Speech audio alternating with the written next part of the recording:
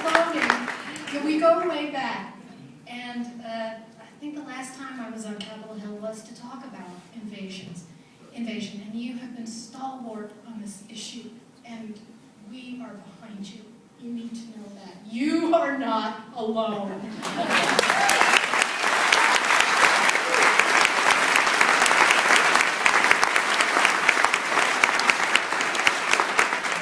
And the thing I love about the congressman is that he shares this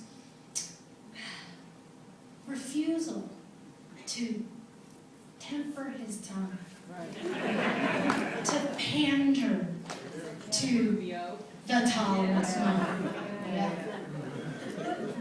to the sensitivity police. And it's those hard, unvarnished truths that need to invade Washington. So,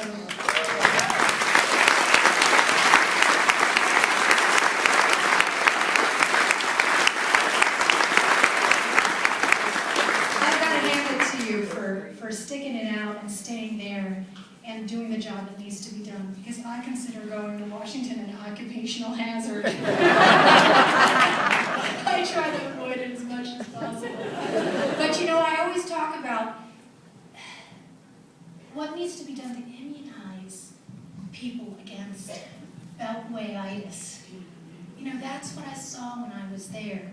And you've been able to avoid it, and like I said, to refuse to succumb to it, but there are so many people who have paid lip service to limited government and constitutional government, who only after, just months, have beltway amnesia. And then soon to come to McCainitis. You know what I mean by that? Is that it? We're good? One more, Michelle. Okay. Right here. Michelle, I'm David Wetzel. I live here in Salt Lake, and I've listened to you many times over the last couple of years, and I do admire you for your integrity. This is not really a question. I'd like to respond to the gentleman over here. Do we start over, or what do we do? I was down here at the exhibitor hall, and I was watching some of the pictures that they had on display. And one of them really struck me, and as I was watching that, I thought, you know, I think that's where we might be right now. You all recall the scene of George Washington as he's crossing the river, and all the people in the boat. And all of a sudden, here come the redcoats down the Hudson, ready to attack him. Well, I think you all know the story, but for those who don't, he was intervened by heavenly intervention.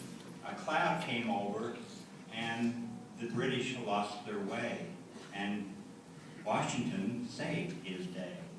They all retreated back for safety. I think that's the waters that we find ourselves in today, is that we together are a remnant, and these people who are not hearing our voice and who defiantly and intentionally are not hearing us, they may not be convinced of our word and what we are trying to do, but there is someone who will most readily get their attention. And we know who that is, because he is the one that created this land, because this is the promised land. And so I do believe that we all need to be strong. And although it may be really rough and tough, if we are strong and we hold our prayers to him, he will save the day, because he will not let go of us, because he knows whose side we are on.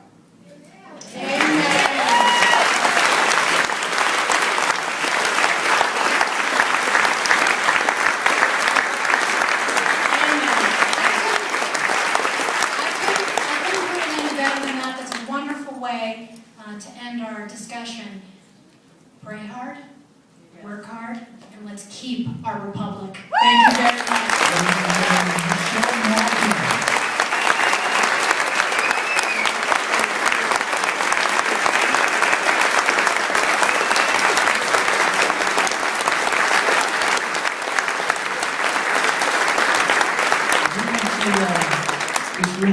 Michelle. That is outstanding, and we thank you for not tempering your tongue, Michelle. And speaking of telling the truth straight up, I do want to draw your attention to tomorrow's schedule, which starts off in the morning at 9 a.m. with Steven Spikerman. Now, a lot of you are going to say, who is Steven Spikerman? I